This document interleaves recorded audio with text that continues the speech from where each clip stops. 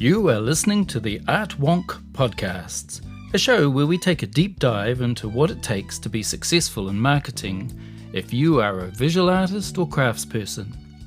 We will explore how the art world works as well as how to better achieve your professional goals. I am Neville Park, your host and resident Artwonk. So settle in and join me as we get today's show underway.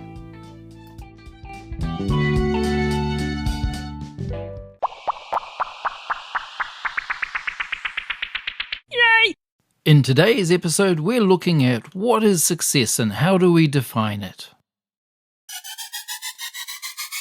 Hello everyone and welcome into today's episode. Today we're going to be looking at how to define success.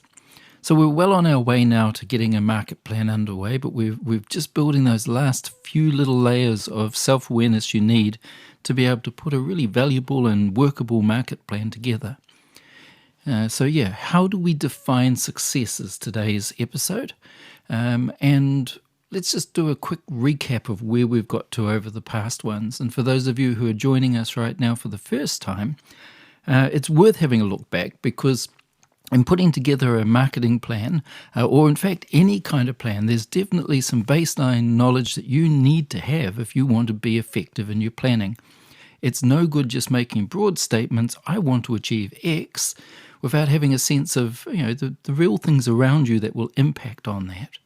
So we're putting together a series of checkpoints that you can fill in, go, yep, no, I do that, I know that, I already do that, terrific. Hey, all of these things are really valuable in their own rights if you break them down because they're all helping you focus on what you want to achieve and how you're going to go about it. So what have we touched on? Well, we've looked at what kind of an artist you are, whether you're a patron, a creative, or a technical-based artist, and that will have given you hopefully some insights into where your strengths and weaknesses lay in terms of how you go about creating. We've looked at, are you a brand? Do you have to be a brand? Is it important you're a brand? And yes, I believe you should see yourself as a brand if you plan on marketing or being seen. Not just selling, but being seen. You need to think of yourself as a brand. Monitor the way you present yourself to the public and make sure that you only get involved in those things which amplify your desires, your goals, your wishes. Because ultimately, it's your story, you've got to tell it. Where are you in the market now?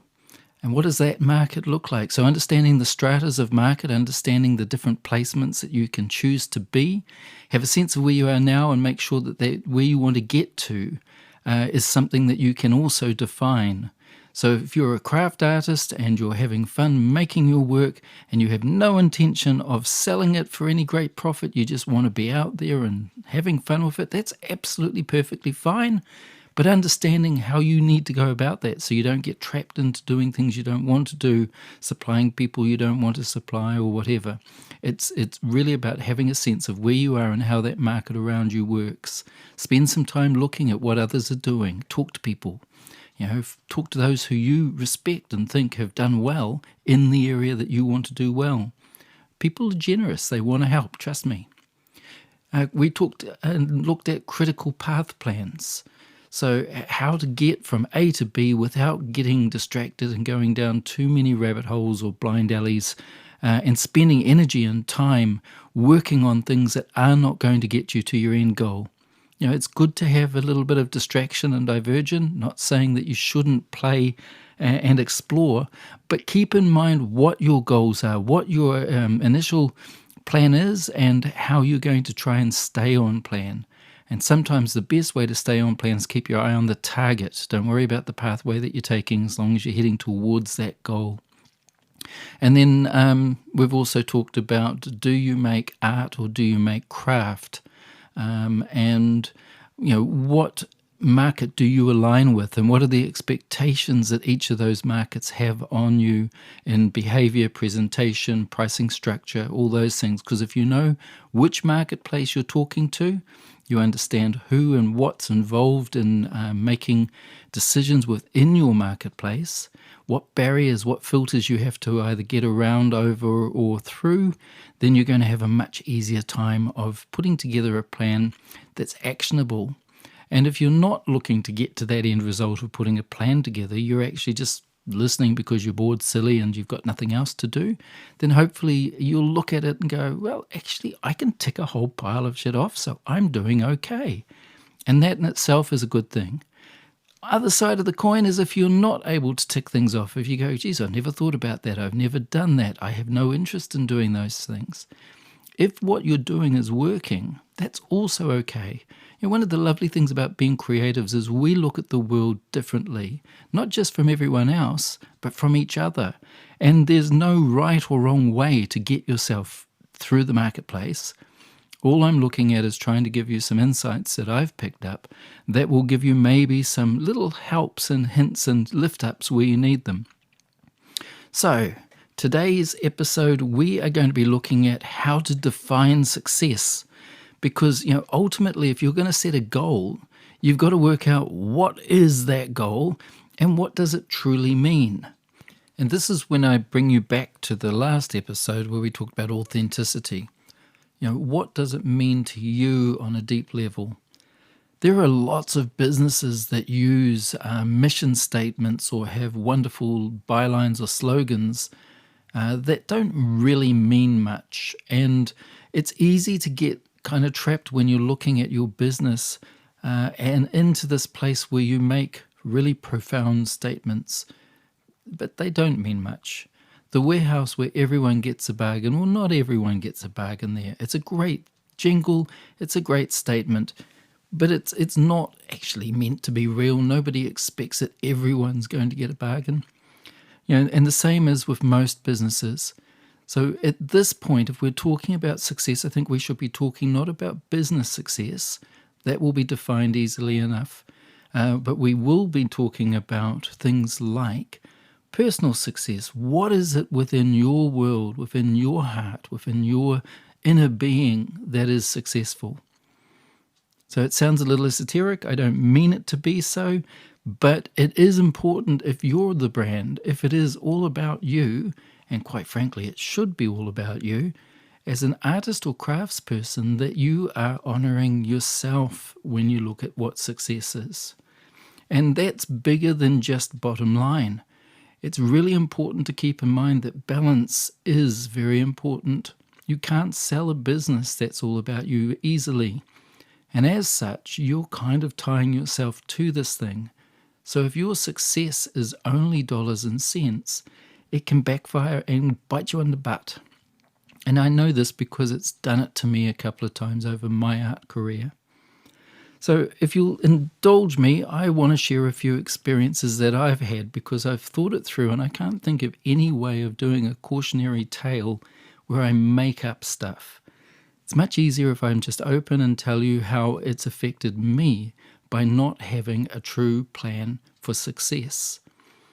So there are two different occasions in the last 26 years of being full-time maker, marketer of my artwork that I've gone and I've achieved success that wasn't success enough. And the thing about it is that it's defined by others, these successes. When the outside world is pointing at what you're doing and going, oh my gosh, that's so good, it can sometimes trap you and make you feel like you should be doing it more or more reliably or more often. But if it's not what's feeding your soul, if it's not your true inner success, then it is a problem. So the first time it happened for me was after I'd been a full-time artist for a year and a bit, and I realized that I didn't understand the art world very well. I started originally making these unique metal cartoons. I was actually literally cartooning in steel. I created my own marketplace. I found a space within a weekend market where I could rent space, and it took off. It was different. I wasn't trying to be like anyone else, and that gave me an incredible amount of freedom to do whatever I wanted. And over time, people started actually talking about what I was doing to me and saying, you should scale this up. You could do really well out of this. I came from a marketing background. I came from a manufacturing background. And what they were saying fit with what I thought of at some level in my mind as being a measure of success.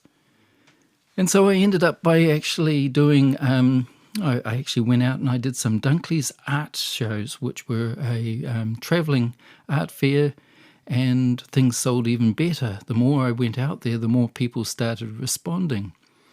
So I went away and I organised to have my design scanned and then have a laser cutting system program worked out so that I could have a manufacturer actually cut my work for me so I could free up some time.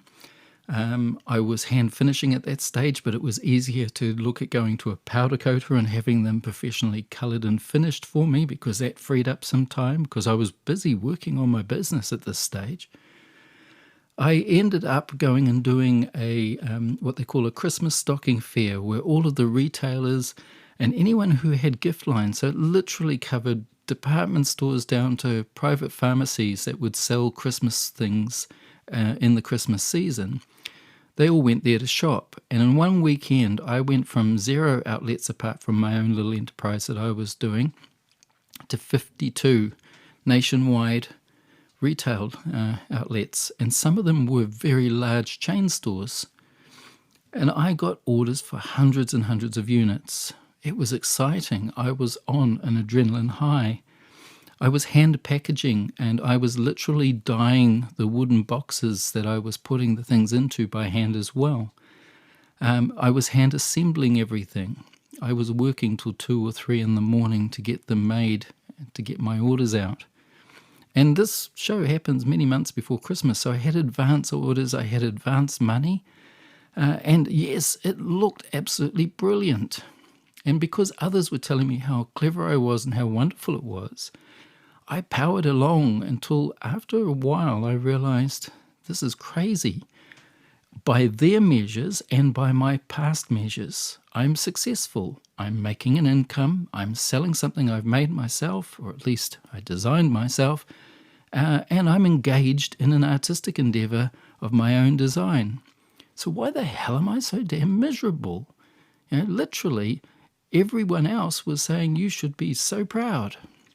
Well, the reality was, it wasn't my vision of success. It was a reproduction of the world that I'd literally left to be an artist. I'd become a manufacturer. So, not understanding the art market meant I filled in the blanks using my own experience and knowledge. I didn't research what it was that I was going out in the world to do. I'd never met a working artist in my life. I'd never met anyone who was attached to a gallery or anything like that. I had an idealized view and I had a desire and a dream. But when it came to making a plan, well, sadly, I was successful in making what I knew again. So after that first Christmas, and when everything was going swimmingly well, I had a factory site, I had staff at this stage, and I decided to close it all down and get rid of it, because ultimately it was not fulfilling me. I'd walked away from my corporate career to do this. I wasn't going to sell myself out. And I got hit with the questions, why the hell have you done this? Why did you do that? That was good. You were doing so well. And by their metrics, I was, but it wasn't fulfilling for me. So when I say you need to have a sense of the marketplace that you're wanting to play in and where you sit within it and how it works, that's why I've been talking about this, because I got bitten by that lack of knowledge. Knowing that I love to create, the whole process of being a creative meant that when it came time to face this everyday job, where I could have carried on probably for a good 5 or 6 years before I had to really develop a whole new range of product, it just didn't interest me. I couldn't get motivated. And money's not enough to get me out of bed, sadly. I need more. I need other things. So I changed my business plan. And I went into more direct retail-based gallery type of experiences, because I could surround myself with other artists and learn from them as I learnt. I knew the business. I needed to work out how to be an artist. And that journey took some years.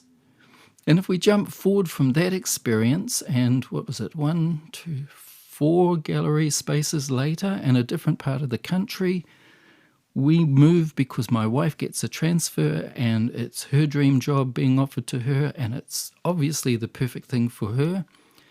And so part of the deal, because there's always a deal, isn't there? We negotiate everything in a relationship in some level. I got her to agree that I could have this farm, 18 acres, wonderful space, 35 minutes out of our major centre, perfect spot for me to create my dream, which by this time, my dream was an art gallery complex with sculpture park and working studios where artists could come and participate and make stuff, and people could come and see it happening and enjoy the wilderness and enjoy the art and hopefully buy stuff and take it home. Well, when we moved on to the property, it had been grazing cows, it was heavily pugged, it had big deer fencing all around it, and it was a typical small holding working farm. And I took my friend Bruce out onto the edge of this paddock, up on a bank we're a good 5 metres above the plateau below. And standing there waving my arms around, I said to him, while standing in the middle of a broken down ramshackled cattle yard, this is where the gallery's going to be, and down there, that's where we're going to have the sculpture park. And he's a good friend. He's a really good friend. And he smiled politely and he thumped me on the shoulder gently and he said, sounds like a good dream, Nev. Can't wait to see what you do with it. But he didn't quite get it because it wasn't his dream. He got that it was mine, and off I went. Well, we built 244 square metre barns, which we turned into art galleries. Custom-built pathways, had to go through many expensive consultants and things with councils and local body regulations to get ourselves legal and up and running. And all that time I'm planting trees and slowly but surely taking out fences, opening up the farm to turn it into a sculpture park. And I'm mowing for between 20 and 24 hours a week. Most evenings I'd spend a couple of hours on the mower trying to tame what were very rough agricultural paddocks and turn them into lawns. I killed 2 lawnmowers in that process, 1 tractor, and a hell of a lot of hours of good productive time were spent with me sitting on a lawnmower pondering what I'm going to do next. I did the building myself because I couldn't afford not to, and I bought kit set small 10-metre square sheds, which were the legal size that I was allowed without planning permission, so that I could develop studio spaces and deck them together and created all sorts of things. And I'm proud to say, at the end of this exercise, we had something magical. We'd created a destination that on average 150 people a day were coming through in the summer months. It was busy. There were cars everywhere. We had so much art. We were selling art. And again, on every measure that you could put against it, this was a thriving business. It was a success as far as the architecture and the landscaping was, with people moving through it and experiencing it. I mentioned in a past episode where people would stand after I'd explained to them my dream, and that they would expound to others, down there he's going to do this and over there he's going to do that. We had so much community buy-in. It was humbling, it was wonderful, and it was exhausting. See, again, I'd gone into this pretty much planning that if it went wrong, I could do this or that. I could always, everyone does it. We put in place these exit strategies, these ways of looking at things that enable you to go, well, it wasn't so great there, but we achieved this. And it's human nature, I think, to actually plan that way. I guess if you're chasing after something that has large teeth and sharp claws, trying to capture it as a cave person, you're also looking for what rock you might hide behind if it turns on you, or how you can jump out of the way if it turns the other direction. So we do plan for failure more than we plan for success. And in this case, I did just that. We got successful, and we got then too successful. And again, I'm faced with this problem. What do? I'm now miserable. I'm trapped. I built a business in my home. Any of you who work from home will understand how hard it is to achieve balance when you can't get away, when you can't find that place that mental place, let alone a physical place, where others will give you space to do what you need to do even. It's fair that friends will pop around at odd hours to visit. That's what you want. But if they're popping around in the middle of a work phase, it becomes hard. And in this case, I'd got to the point where my family were now pretty much strangers to me and me to them. My wife and daughter went on holidays without me because I always had a list of things to do. I found more and more often I was missing out on all of these really important key moments in my daughter's development because, her firsts, I was too busy. I'd built this great thing and everyone told me how wonderful it was and they kept showing up. So I'm not complaining. I obviously am not going to complain about success like that. We were selling art, we were making money. And sadly, when we decided as a family unit that this was costing too much of us, I decided yet again, if it's not fulfilling the need that I had when I opened it, when I started it, I can step aside. I'm not too proud to recognize when things are wrong for me. So I did. I stepped aside. We put it on the market. And I still get harassed and harangued by people on the footpath saying, "Oh my God, why did you close that down? I loved taking my guests there. It was my favorite place to go." And that's lovely. We truly, truly, truly enjoy that feedback. And I still swell with pride when I think of what I achieved. But it wasn't enough. Because ultimately, even at that stage, I hadn't thought about the big picture. What things do I need for it to be successful? And it turns out I need my family. I need that base to be protected and secure and honoured. And I hadn't thought that through. So enough about me and my experiences, but what that's taught me is when you are looking at setting up a plan, you need to have a target. You need to have a way to measure that target's success or failure. And that success needs to be more than just numbers. If you're living your business, it must be about balance. It has to be about fulfilling all of the elements that make you you. So how do we define success? Well, you're going to define it your way, and I'm not trying to tell you the specifics, but I would strongly suggest that your success, if you're living in your workplace, involves something that's not work-driven, that it involves something that gives you balance, enables you to have time out without guilt, without feeling like you must be always productive. None of us are. Not really at a good level anyway. You can make a pile of rubbish and use up your materials because you think you should be doing things, but it's not always good stuff. So getting a balance, making sure that when you're looking at your marketing plan, when you're looking at your business plan, that you're looking at it as a complete life experience. So how do I now measure my success when I'm looking at what's successful? Success for me is when I add value. When the me that I give to my business or my family or the people that I'm engaged in everyday life, I give them the best me that I have available at the time. I have bad days, I fail. Hell, that's not a problem. We all do that. But the me that I try to bring to my business planning is somebody who has some space. So I look really hard at what commitments I'm making and decide, can I do this and still be a good me?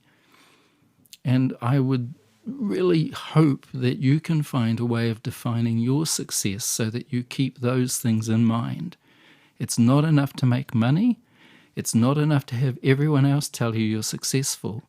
It's not enough just to be a good painter or a good jeweler or a good potter or a good sculptor, or whatever it is that you define your creative journey with, if in the act of doing it you're losing important things along the way. So, my lesson that I keep trying to teach myself, and I fail regularly, but I keep trying to teach myself, is it's nice to have acknowledgement, but the person and the people who are most important to you must be the ones that you look after in this process, because as a creative, you will go to an emotional place, you will get passionate, you will get excited, you will get enthused. And in doing that, you can lose an awful lot more than you ever bargained on. All right, so that sounds a little bit flattening, doesn't it? Don't mean it to be. Please forgive me if it did. But, when we hit the next stages of actually putting a plan together, I'm hoping that looking over all the things we've gone through, you're going to find a planning process really easy because you've actually answered all the questions you need in terms of the where, how, and whys, and how to look at your situation. Working out a budget, working out pricing, all of those things get a lot easier when you understand where it is that you're going, why you're going there, how you're going to get there, and who you're going to get there with. And that's really what this has been about. So, again, as always, I plan on making something today because it seems like I'm scared that if I don't, then I'll cease to exist. I hope you find balance in what you're doing, and I hope that you find success in how you define what you're doing. Until next time, been really cool. I'll go and do something useful, not sure what. Happy making. Yay!